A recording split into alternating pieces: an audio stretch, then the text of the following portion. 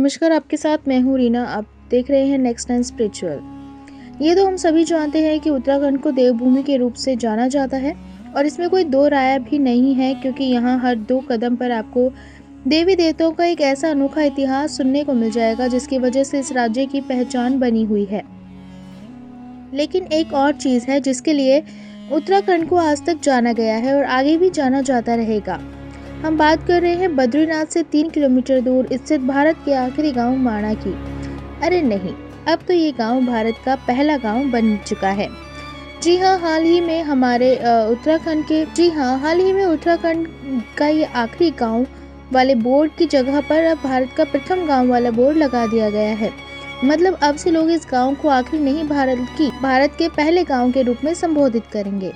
चलिए जानते हैं यहाँ की कुछ खूबसूरत चीज़ों के बारे में। जब मोदी जी यहाँ आए थे तो उनका कहना था कि माणा गांव देश का पहला गांव कहा जाना चाहिए। भारत की सीमा पर स्थित हर गांव को यही कहना चाहिए। इस बात को ध्यान में रखते हुए मुख्यमंत्री ने माणा को नई पहचान दी और बॉर्डर रोड्स ऑर्गेनाइजेशन ने इस गाँव की शुरुआत में भारत का प्रथम गाँव माणा बोर्ड लगा दिया। उत्तराखंड के 4 छोटे धाम तो आपने सुने ही होंगे, उनमें से एक है बद्रीनाथ। अगर आप गए होंगे तो ज़रूर पता होगा कि इसके 3 किलोमीटर दूर एक माणा गांव पड़ता है, जिसे कुछ दिन पहले तक देश का आखिरी गांव कहते थे। जिला चमोली के इस गांव से 24 किलोमीटर दूर चीन की सीमा शुरू होती है। माणा समुद्र तल से 32,019 मीटर की ऊंचाई पर स्थित है। हिमालय की पहाड़ियों से घिरे इस गाँव का इतिहास कई हजारों साल पुराना है। माणा गांव से जुड़ी आपको कई कहानियां सुनने को मिलेंगी। कहते हैं इस गांव का नाम मणिभद्र आश्रम से लिया गया है। मणिभद्र यक्ष देवता को गांव का संरक्षक देवता भी माना गया है। गांव के लोगों का कहना है कि इस गांव का इतिहास कई हजारों साल पुराना है। द्वापर युग मतलब महाभारत काल से भी इसका इतिहास है। कहते हैं पांडव स्वर्ग की यात्रा के दौरान यहाँ से गुजरा करते थे। यहाँ एक भीम पुल भी है, इसे भीम ने बनाया था।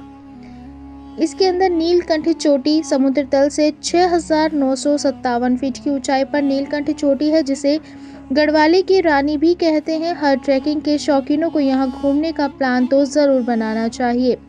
इसके बाद है तप्त कुंड। हिंदू धर्म के अनुसार तप्त कुंड में अग्निदेव का वास हुआ करता था।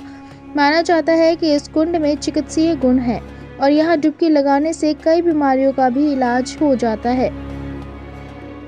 इसके बाद व्यास गुफा। कहते हैं इस गुफा में महाभारत महाकाव्य लिखा था। ये गांव प्रमुख आकर्षणों में से एक है।